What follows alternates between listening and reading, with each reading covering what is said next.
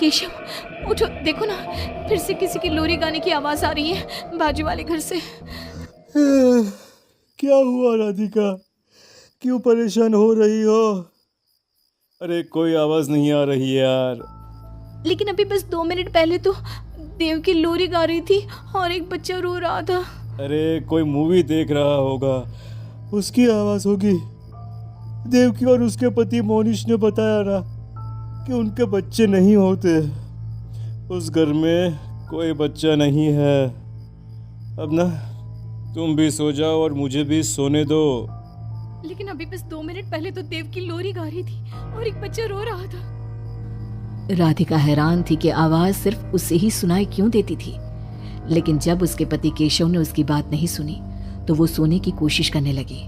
लेकिन राधिका के कानों में किसी छोटी बच्ची के हंसने की आवाज गूंजने लगी। राधिका बुरी तरह से डर गई थी। अगली सुबह मैं दुकान जा रहा हूँ, आज माल खत्म हो रहा है दुकान में। इन दिनों पता नहीं क्यों लोग जमकर खिलौने खरीद रहे हैं।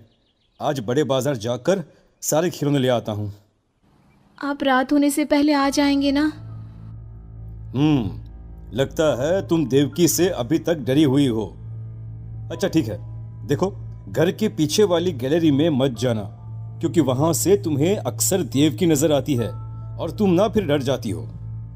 ठीक है केशव, मैं आज उधर जाऊंगी ही नहीं। जब भी उधर देखती हूँ कुछ डरावना ही नजर आता है। केशव दुकान चला जाता है। तभी अचानक राधिका को याद आता है कि घर की गैलरी में उसने कुछ कपड़े सुखाए थे। डरते हुए वो वहां जाती है। दूसरी तरफ देवकी की गैलरी नजर आती थी। राधिका जैसे ही कपड़े लेकर वापस आने को पलटती है, उसकी नजर सामने देवकी की गैलरी में पड़ी। वहां एक 4 साल की बच्ची खड़ी होकर उसे घूर रही थी। हे भगवान, ये कौन है? कौन है ये? मैं इससे पूछूं कि इसका नाम क्या है? हाँ, पूछ लेती हूँ, फिर केशव को बताऊंगी। वो मेरी बात पे भरोसा नहीं करते ना। बेटा, कौन हो तुम? हाँ, तुम्हारा नाम क्या है? गुड़िया। तभी अचानक वहां पर देवकी आती है और वो बच्ची गायब हो जाती है।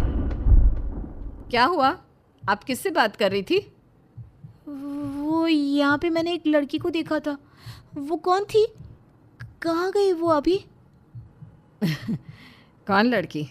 मैंने कहा ना मेरे घर में कोई बच्चा नहीं है। मैंने देखा था, वो यही थी। वो आपके पीछे कौन है? राधिका को फील होता है कि किसी ने उसे धीरे से पुकारा, आंटी।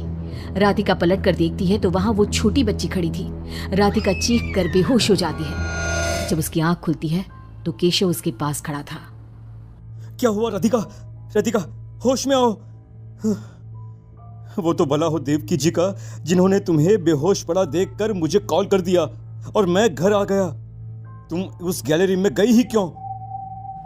केशव, वो लड़की यहाँ आ गई थी और वो देवकी, वो ठीक औरत नहीं है। तुम पागल हो गई हो राधिका।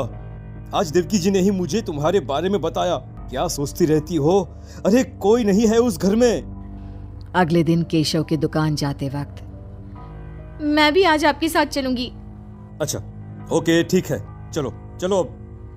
दुकान पर पहुंचकर, वाह केशव, कितने सारे नए खिलौने। और ये इस पैकेट में क्या है? अरे एक बड़े साइज की डॉल है, मार्केट में नहीं आई है। सोचा अगर लोग खरीदेंगे तो अगली बार और ऑर्डर कर दूंगा। क्या मैं देख लूं इस डॉल को? हाँ देख लेना, मैं जरा माल लेने बड़े बाजार जा रहा हूँ। तुम दुकान संभाल लो और आराम से बैठकर खिलौने देख लो, ठीक है? केशव दुकान से चला जाता है। तभी कुछ देर बाद देवकी दुकान पर आती है। कैसी हो तुम? तुम यहाँ क्या लेने आई हो? गुड़िया? गुड़िया? मेरा मतलब, तुम गुड़िया का क्या करोगी? तुम्हारे घर में तो बच्चे। तुम मुझे गुड़िया दिखाओ, बस बड़ी वाली गुड़िया। राधिका घबराती हुई बड़ी डॉल का पैकेट खोलती है। बिल्कुल ऐसी ही डॉल चाहिए। आज वो खुश हो जाएगी इसे देखकर। कौन खुश हो जाएगी? देवकी अजीब नजरों से राधिका को देखती है और बिना कुछ कहे पैसे देकर चली जाती है। उसके जाने के बाद राधिका शॉप के अंडरग्राउंड में नए टॉयज का मॉल चेक करने जाती है। वहां बच्चों का एक झूला था। राधिका ने देखा कि वो झूला हिल रहा था, जैसे अभी अभी कोई वहां से उतरा हो। राधिका को किसी छोटे बच्चे की आवाज आती है। कौन है वहां? वही छोटी लड़की जो देविका के घर दिखी थी, राधिका के सामने आ जाती है। आंटी, मुझे गुड़िया चाहिए, वो बड़ी वाली। मेरे पास कोई गुड़िया उड़िया नहीं है। बड़ी गुड़िया चाहिए, मुझे दे दो, नहीं तो मैं ये सारे खिलौने जिंदा कर दूंगी और फिर वो आपको मार डालेंगे। कौन हो तुम? मैंने कहा ना, नहीं है मेरे पास बड़ी गुड़िया। अभी तो थी ना, कहाँ गई? वो देवकी ले गई अपने साथ। अभी जाओ और मेरी गुड़िया लेकर आओ, बर्रा। उस छोटी लड़की के नाखून बड़े हो जाते हैं और पैर उल्टे, वो बहुत ही खौफनाक दिखने लगती है। नहीं देखो, मैं अभी जाकर तुम्हारी गुड़िया लाती हूँ, तुम यहीं रुको। नहीं, मैं तुम्हारे साथ चलूंगी, कहीं तुम भाग गई तो। राधिका शॉप से निकलकर तेज स्पीड में सड़क पे चलने लगती है। उसने पलट के देखा तो वो लड़की साए की तरह उसका पीछा कर रही थी। राधिका देवकी के घर पहुंचती है। दरवाजा खुला था। राधिका अंदर गई, वहां कोई नजर नहीं आया, बस सामने वो गुड़िया रखी थी। राधिका चुपचाप गुड़िया को उठा के वहां से आने लगती है। पीछे से आवाज आती है, रुको, ये क्या कर रही हो? मेरी गुड़िया कहाँ ले जा रही हो? देखो देवकी, ये गुड़िया मुझे ले जाने दो, वरना वो लड़की। ओह, तो उसने तुम्हें डराया? उसे तो मैं बुलाती हूँ। गुड़िया, जरा यहाँ आना बेटा। मम्मा, क्या हुआ? मेरी लाडो गुड़िया को बहुत पसंद है।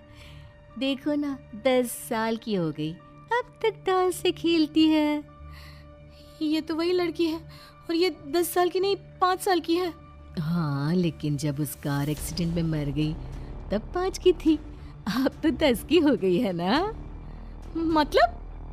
मतलब ये मेरी बेटी है और मरने के बाद भी मेरे साथ है।